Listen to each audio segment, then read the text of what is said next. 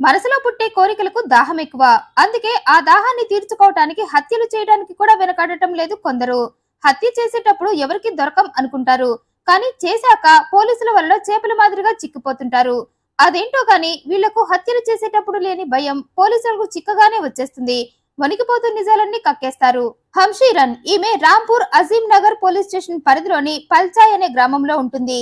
ఈమె తండ్రి పేరు షికర్ మయాన్. ఇతనొక భూతవేద్యుడు. మంత్రించిన తాయెత్తులు కూడా కడుతుంటాడు. ఈ మయాన్ కి హంషీరన్ ఒక్కతే కూతురు. ఏకైక సంతానం కావటంతో కూతుర్ని అల్లారుముద్దుగా పెంచుకున్నాడు. పెళ్లి వయసు రాగానే అబ్దుల్ రెహమాన్ అనే వ్యక్తికి ఇచ్చి పెళ్లి చేశాడు. అయితే పెళ్లైతే చేశాడు కానీ కూతుర్ని వదులుకోలేకపోయాడు.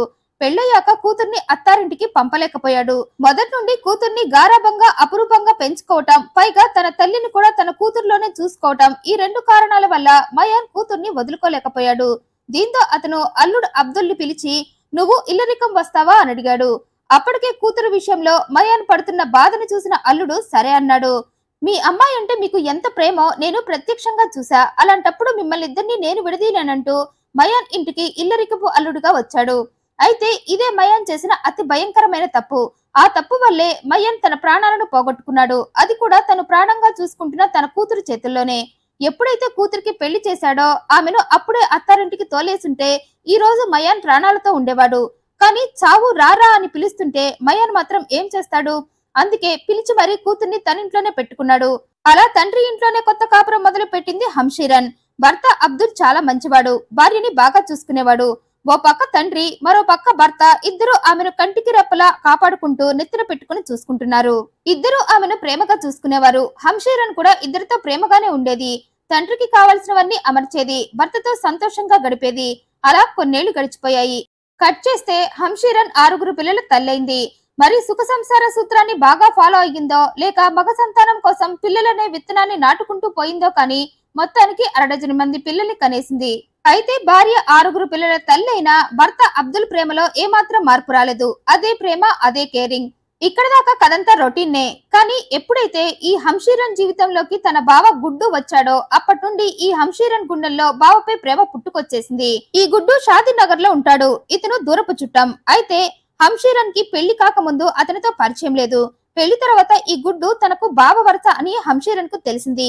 తెలిసినప్పటి నుండి గుడ్డుని గుటకలేస్తూ అతని వైపే చూస్తూ చూపులతోనే అతనికి వలపు వల విసిరేసింది. ఆ వలలో చిక్కుకుపోయాడు బావ. అప్పటి నుండి ఇద్దరు అక్రమ బంధం పెట్టుకున్నారు. అది కూడా తన తండ్రి ఇంట్లోనే. భర్త తండ్రి బయటకు వెళ్లగానే బావని ఇంటికి పిలిపించుకొని గడిపేది. అయితే ఓ రోజు ఈ కామ కూతురి కక్కుర్తి తండ్రి కంట పడింది. అది ఫిబ్రవరి 15. ఆ రోజు తండ్రి ఊళ్ళో ఉన్న ఓ ఇంటికి భూతవద్యం చేయటానికి వెళ్లాడు. భర్త పని మీద పక్క ఊరు వెళ్లాడు. వెళ్తూ వెళ్తూ ఇటు భర్త అటు తండ్రి, సాయంత్రం దాకా మేం రాము, నువ్వు తినేసి ఇంట్లో జాగ్రత్తగా ఉండమని చెప్పి వెళ్లిపోయారు. ఇక చిక్కిందే ఛాన్స్ అనుకున్న ఈ హంషీరన్ వెంటనే బావకు ఫోన్ కొట్టింది. అరగంటలో ఇంటికి రమ్మంది. పావు గంటలోనే కాకిలా వాలిపోయాడు బావ.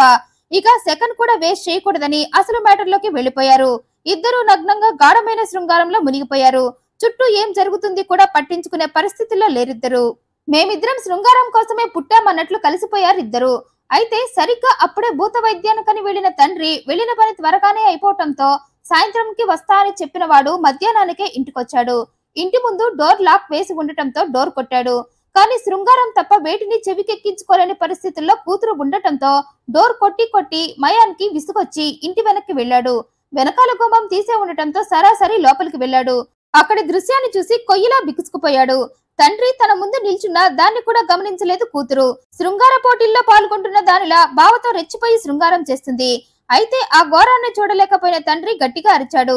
తండ్రి అరుపులు విని హంషీరన్ ఉలిక్కి పడి పక్కకు చూసింది. ఎదురుగా తండ్రి కోపంగా నిల్చోవటం చూసి షాక్ అయింది. ఏ తండ్రి తన కూతుర్ని ఆ స్థితిలో చూడలేడు. సో మయాన్ కూడా కూతుర్ని అలా నగ్నంగా చూడలేక పక్కకు వెళ్లిపోయాడు. తండ్రి వెళ్లిపోగానే నగ్న ప్రదర్శన ఆపి బట్టలేసుకుని గదిలో నుండి బయటకు వచ్చింది కూతురు. అప్పటికి కూడా మయాన్ ఆ షాక్ లో నుండి పూర్తిగా తేరుకోలేదు. కూతురు ఆమె ప్రియుడు బయటకు రాగానే వాళ్ళనే సీరియస్ గా చూస్తూ ఉండిపోయాడు. ఈలోగా కూతురు తండ్రి దగ్గరకు వచ్చింది. నాకు బావంటే చాలా ఇష్టం. నా భర్త కన్నా బావే నన్ను ఎక్కువ సంతోషంగా చూసుకుంటున్నాడంది. ఆ మాటలు విన్న మయాన్ కి కోపం కట్టలు తెంచుకుంది. నీకు తిండి పెట్టి ప్రాణంగా చూసుకుంటున్న భర్త కన్నా ఈ పనికి మారిన వాడు నిన్ను నీ భర్త కన్నా ఎక్కువ సంతోషంగా చూసుకుంటున్నాడా అని కూతురుపై అరిచాడు. అయితే తండ్రి అలా అరుస్తూ ఉండటం, పైగా అతని ఆవేశాన్ని చూసిన కూతురు ఆ అరుపులు విని చుట్టుపక్కల వారు ఎవరైనా వస్తారేమో, అలా వస్తే తన యవ్వారం మొత్తం అందరికీ తెలిసిపోతుందేమో, తన తండ్రి స్వయంగా ఆ విషయాలన్నీ వాళ్లకు చెప్తాడేమో, ఒకవేళ వాళ్ళకి చెప్పకపోయినా బంధువులలో ఎవరో ఒకరికి ఖచ్చితంగా తన అక్రమ బంధం విషయం చెప్తాడేమో అని భయపడింది. ఆ భయంలో నుండే ఆమెకు క్రూరమైన ఆలోచన వచ్చింది. తన అక్రమ బంధం తన తండ్రి ఎవరికి చెప్పకుండా ఉండాలి అంటే అందుకు తండ్రి నోరు మూయించేయాలనుకుంది. అది జరగాలి అంటే తండ్రిని చంపటం ఒక్కటే దారనుకుంది.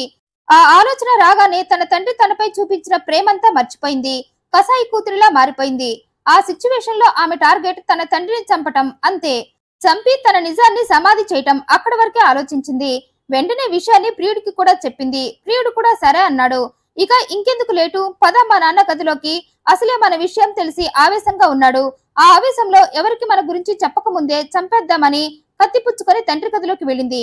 కూతురు గదిలోకి రాగానే మళ్ళీ నా కళ్ళ ముందుకు ఎందుకొచ్చావనేసరికి పక్కనే ఉన్న టవల్ తీసుకొని తండ్రి అరవకుండా అతని నోట్లో కుక్కేసింది. తర్వాత ఇద్దరూ కలిసి మయాన్ పై దాడి చేసి చంపేశారు.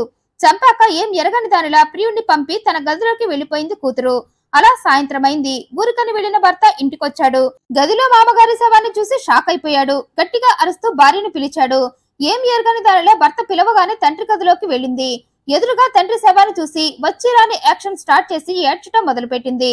మా నాన్నని ఎవరు ఇలా చంపేశారంటూ లబోదీపమంది. నువ్వు ఇంట్లోనే ఉన్నావు కదా, మీ నాన్నని చంపుతుంటే నీకు తెలియలేదా అన్నాడు భర్త. నేను బయటికి వెళ్లి ఇందాకే ఇంటికి వచ్చా, రాగానే అలసిపోయి పడుకున్నానంది. అదంతా నిజమే అనుకున్నాడు భర్త. వెంటనే పోలీస్ స్టేషన్ కి వెళ్లాడు. మా మామని ఎవరో చంపేశారంటూ కేసు పెట్టాడు. రంగంలోకి దిగారు పోలీసులు. శవాన్ని హ్యాండ్ ఓవర్ చేసుకుని పోస్ట్ మార్టానికి పంపారు. మయాంది హత్య అని తేలటంతో అతన్నెవరు చంపారని ఎంక్వైరీ మొదలు పెట్టారు. ఆ ప్రాసెస్ లోనే ఈ కన్నింగ్ కూతురుపై వారికి అనుమానం వచ్చి ఆమె కాల్ డేటా, వాట్సాప్ చాటింగ్ మొత్తం బయటకు తీశారు. అప్పుడే బయటపడింది స్టోరీ మొత్తం. ఈ హంషీరన్ తన బావతో ఎఫ్ఐఆర్ పెట్టుకుందని. దీంతో ఇద్దరిని పట్టుకుని విచారించగా పోలీసులకు దొరికిపోయేసరికి నోటి నుండి నిజాలన్నింటినీ వణుకుతూ చెప్పేశారిద్దరు. నా బావతో కలిసుండగా నా తండ్రి చూశాడని, ఆ విషయం ఒప్పుకోకపోగా ఎవరికైనా చెప్తాడేమో అనే మయాన్ని చంపేశానంది కూతురు. ఇద్దరిని అరెస్ట్ చేశారు పోలీసులు. ఈ వీడియోపై మీ అభిప్రాయాన్ని కమెంట్ రూపంలో తెలియజేయండి. మరింత ఇంట్రెస్టింగ్ అండ్ జెన్యూన్ ఇన్ఫర్మేషన్ కోసం ఈ వీడియోని లైక్ చేయండి, షేర్ చేయండి, మా ఛానల్ సబ్స్క్రైబ్ చేయండి. Thanks for watching.